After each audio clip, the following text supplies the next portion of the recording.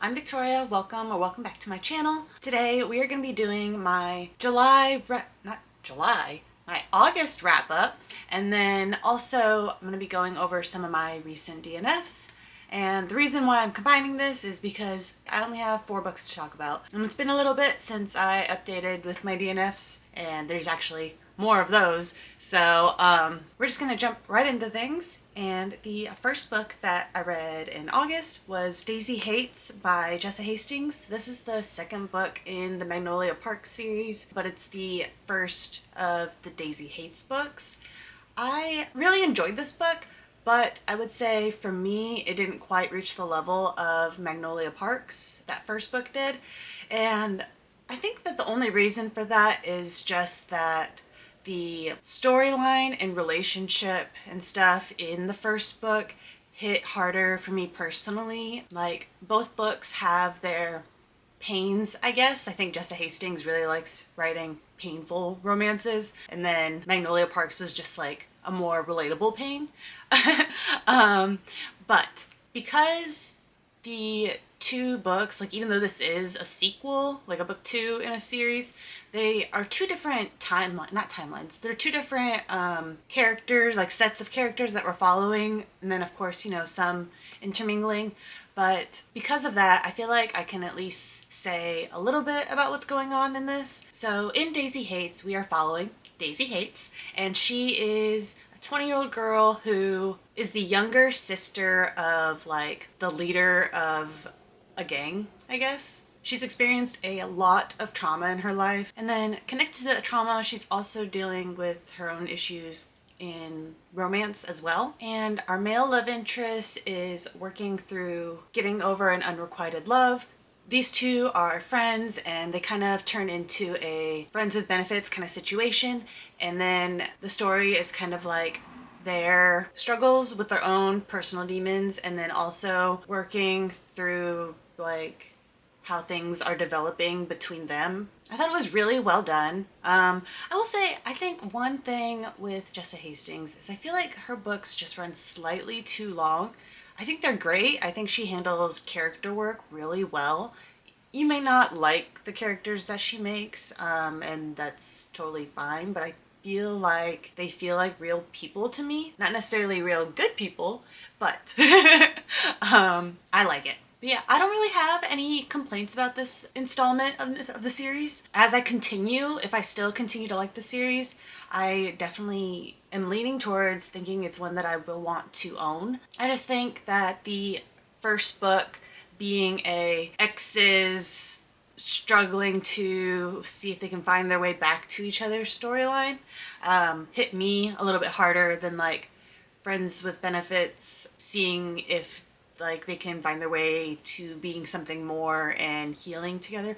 I think that is a probably better, like healthier storyline, I guess, even if there's still a lot of pain with it too. But yeah, so I think it's great. It's a fun read if crying is fun. Actually, I don't think with the second book that I did actually cry.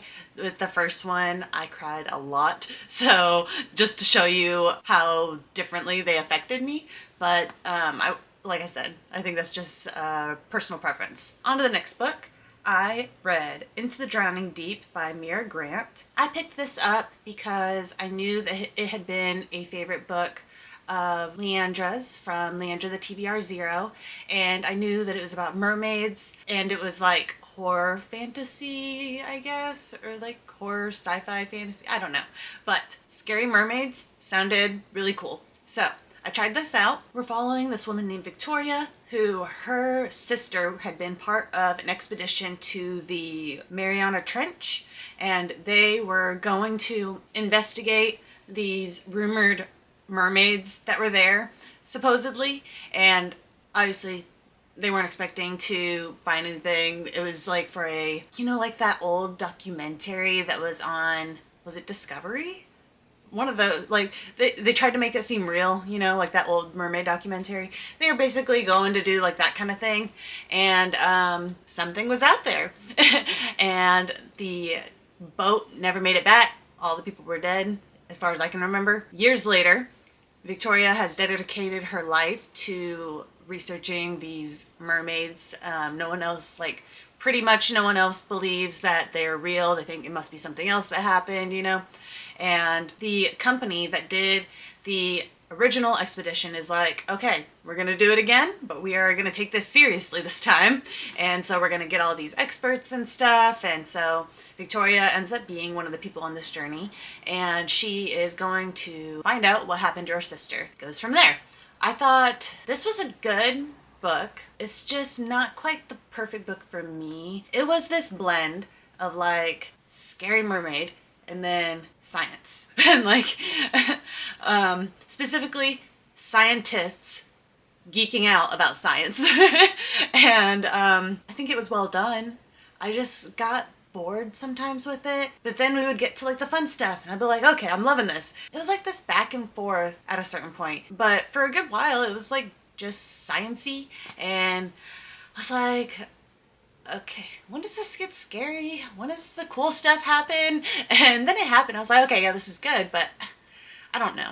I would recommend it to others. I would not buy it to have on my shelf. It just didn't quite check all the boxes for me. However, I was talking to Leandra and she told me about I think it's a prequel. It's like, yeah, because it's talking about, it's like the story of the original expedition, and she said that that one's much more Scary Mermaid focused, but I think it's just like a novella. But I'm gonna try it out. I'm kind of hoping that I don't like it that much though, just because like with it being a novella, if I love it, then I'm gonna buy it. And like novellas, are they really worth the money? I don't know. I have mixed feelings about novellas. I am excited for the story though. But next I read Fangs But No Fangs by Kathy Love. This is a paranormal rom-com that I had on my bookshelves. I picked it up at a used bookstore. Finally got around to reading it. This was a solid paranormal contemporary rom-com. I did not realize until going into this book that it was actually book 2 of this romance series. And you know, in romance series, oftentimes they follow different couples and everything. And that is the case here. So it's not like we're jumping in midpoint into a relationship developing and stuff. But we're following this vampire named Christian, and he has done something. We don't know what, like we find out, but starting out we don't know what, and he is racked with guilt, and to atone he has basically placed himself into, I almost said probation, but that's not the right word. What am I thinking of? Solitary confinement? No.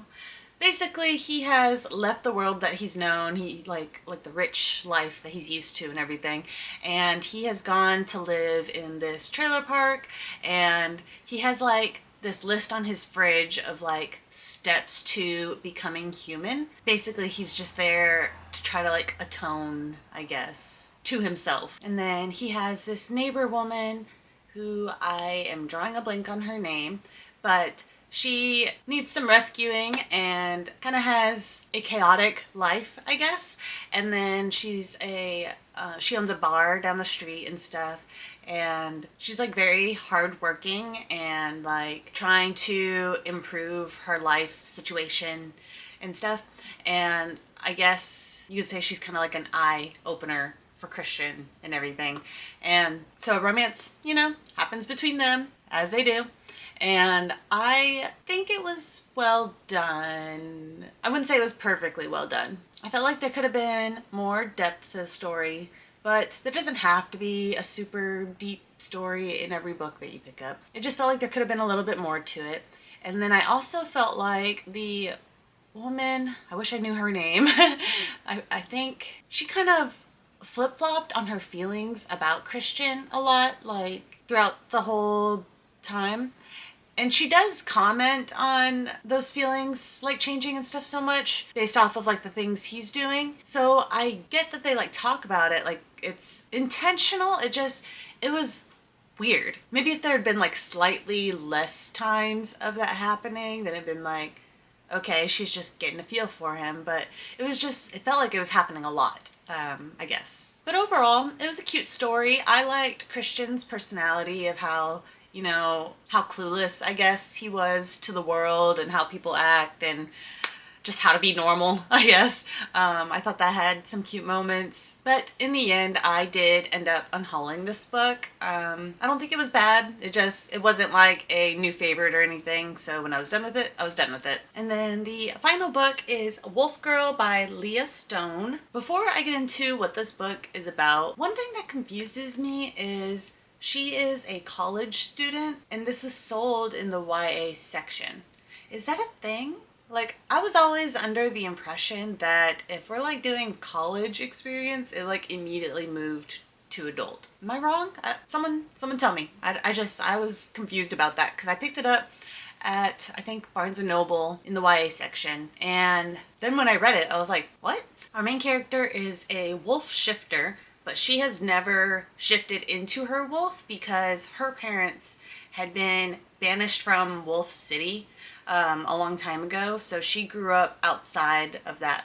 And where she grew up, she has to wear these like cuffs that suppress her from shifting. And it's very painful because if they sense her abilities and stuff coming up, it like electric shocks her, if I'm remembering correctly. So it's not pleasant. But one day she's like freaking out, having a really hard time, and basically having a meltdown, sort of, and this other wolf shifter sees her. She's never seen him before, and he like helps her and stuff. And then we find out that he is actually the alpha's son from Wolf City. That was like, he was just coming to the college that she goes to for something. And after seeing how she's treated there and everything, he gets a pardon for her and brings her to Wolf City to attend the college there and also be a contestant, sort of, I guess you could say, or a candidate, because this year he has to basically have all of the eligible female wolf shifters there in order for him to pick a mate. And so it's kind of like The Bachelor, but werewolves. And there is also something kind of like weird about her abilities, but that's like a surprise, I guess, for you. I thought this was pretty well done. It wasn't like anything crazy, but it did keep my attention. And I feel like the love interest, like the main guy, he was pretty solid. I liked his personality a lot more than I liked a lot of other love interest personalities in fantasy romance books and stuff that I've read. So I was happy about that. I feel like there was a solid plot twist in the story, actually a couple of them, and the direction that the story's gone for the next book, it's interesting to me. I would be interested in reading it. I just don't know if I'm interested in buying it. And I bought the first book, I'm pretty sure because my Libby didn't have it. Actually, I'm gonna check right now if Libby has it. Okay. It does not, and the story is also not on Kindle Unlimited, which explains why I bought it, even though it wasn't a story that I had heard of or knew anything about and stuff. So I don't know what I'm gonna do. Like, I thought it was intriguing enough, it was well written enough, and I liked the characters. I think I would enjoy this series, but I don't know. I don't think it would become a new favorite. And I don't know if I'm willing to spend the money on buying all the books for it to continue reading the series, just to then like, that was a fun time, and then unhaul them, whether it's in my little free library or used bookstore or whatever. I don't know if I'm willing to do that. But I would say, if you like paranormal romance, wolf shifters, fantasy, university feelings, like any of that stuff, I would check this out. I would look into it because I did think that it was a fun time. But okay, on to my DNFs. I am gonna just kind of scroll through mine that I have done recently, and I go through a lot of DNFs, and some of them aren't really anything that stick out to me and stuff. So I'm just gonna do the ones that really stick out to me or are like relevant titles. I think y'all would be interested in knowing how I felt about them and everything, because I don't want to be here all day. So first up, we have The Prison Healer by Lynette Noni. This is a series that I had heard really good things about, and so I was pretty interested in checking it out. It's about this little healer girl inside this prison who receives a letter from her family outside of the prison saying, hey, keep this rebel queen that is here alive even though she's terminally ill and is now being forced to participate in these 4 trials if she wants to survive. And so the main character is like, oh crap, how am I going to do that? Because she's already on death's door, and she also has to do these things that, even if she was healthy, are most likely like going to kill her anyways. So she starts doing the trials herself, and they just weren't working for me. Sometimes I really enjoy trial stories, and then other times it just falls flat. I don't know what specifically makes them work or not work for me. I just know that this was not it. So it was a DNF. I also DNF'd Fairy Tale by Stephen King. This is kind of a weird one for me because I was enjoying myself all right. I liked the character work in it, but when we got to the point where it felt like things were going to like get going in the story, because it's kind of a slow start to the story, when we got to that point, it felt like kind of a shift in the story that didn't work for me. Like, I lost interest when we were transitioning to where there should have been like the most interest, and I think it was just a me thing. I don't know what my problem was. I don't know what made me not want to keep reading. I just did. So yeah. I think maybe I got invested a little bit in the way the story was for the initial part, and when there was that change, it's like, I don't want this. I think that's what it was. But I also DNF'd Avalon Tower by C.N. Crawford and Alex Rivers. This was a fae romantasy story with, I think, spies, and I don't remember how far I got into it. But this was another one kind of like Wolf Girl, where I saw good things about it and I was having a decent time. I just could tell it was not gonna be like something that wowed me, and I just didn't want to waste my time when I had such a strong feeling like that, I guess. Next is Horror Store by Grady Hendrix. I am slowly dipping my toes into the horror genre, and I do not have any clue of what my preferences are yet, but I think I now know that Grady Hendrix is not it for me, because I had DNF'd the Vampire Book Club book. I DNF'd that because of a scene that really, really grossed me out. I don't want to say what it was because I don't want to give spoilers. I don't know, but I'll say for this book, the same thing.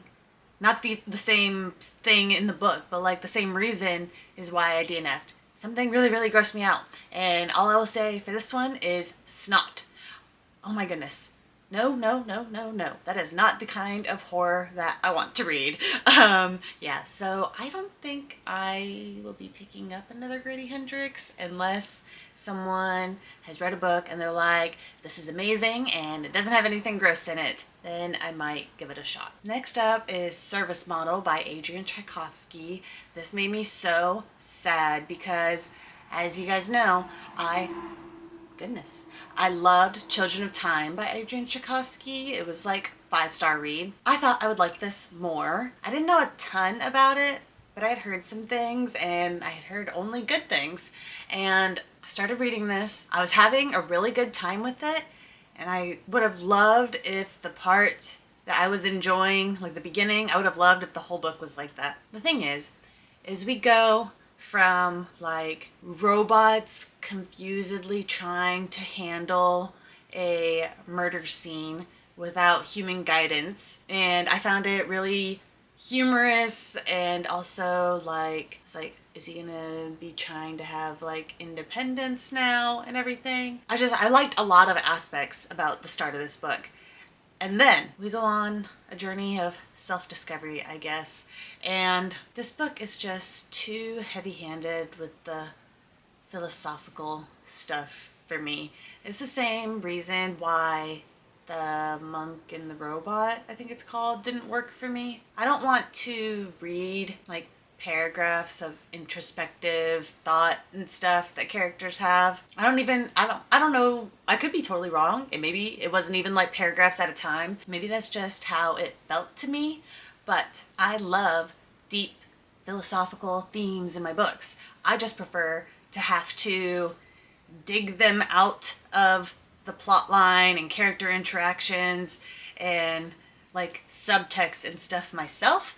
I don't need the character's brain like spilling it out to me. Yeah, so that wasn't working for me at all. I DNF'd. Next was Just for the Summer by Abby Jimenez. I picked this up specifically because it had been on so many booktubers' favorite books of the year. And I will say from, I don't remember how much I read, I think it was around half the book, I can tell Abby Jimenez, super great writer. I definitely can appreciate that. And I loved the family dynamics that were in this book. I think that the romance part itself was like not interesting enough for me. I think this could be a book that down the road I try again, maybe when I'm in a different headspace or point in my life or something, and I think possibly I could appreciate more. Just, you know, I struggle with heavy romance plots in general. It's very rare that I find one that just really sticks with me enough that I can finish the book or like continue with the series or whatever. Very often I'll read like 60% of a book and then just never finish it when it comes to romance. So I'm not surprised that this happened, especially with it being contemporary and stuff. But I would be interested in trying out another Abby Jimenez book. I don't know. This might be like a soft DNF. Like maybe one day another version of me picks it up, you know? Next I DNF'd Grow Your Own Boyfriend. This was a sci-fi romance. It's like a contemporary romance, except our main character is this girl who is holding on to hope of like true love and finding love with like a real person, whereas like pretty much everybody else in the world has gotten used to dating these like artificial people. I don't know if robot is, they're not robots. Are they? I don't know. I don't know what they are, but she drunkenly orders one and it's like a thing and you feed it, I guess, and then it like turns into a person. Well, hers actually turns into this ruggedly handsome man who actually has a scar on his nose when nobody else has any kind of like skin imperfections, and he also has all of his memories from his past life. Apparently, I won't get into how that happened, but I thought the whole, is he human, is he not, can we like have real romance like love and stuff, I thought it was really well done. However, I have saved book 2 into my Amazon wishlist so that way I can check it out when it releases because it hasn't yet. But I DNF this one specifically just because the main characters in this book, while they were written fine, their personalities didn't work for me. I didn't like just the type of people they were for me following them in a romance and stuff. They weren't bad, it just wasn't working for me. The setup of the story was working for me though, so I will be trying out book 2 and hopefully I'll like the cast of it better. But yeah, so I think that's it for anything interesting that I've picked up. I'm hoping that September goes better for me because it was really not a great month for my reading. Let me know how your month of reading went down in the comments, or if you don't know what you want to say, just throw in a little robot emoji. Thank you guys so much for watching. I hope you have a great day. Bye!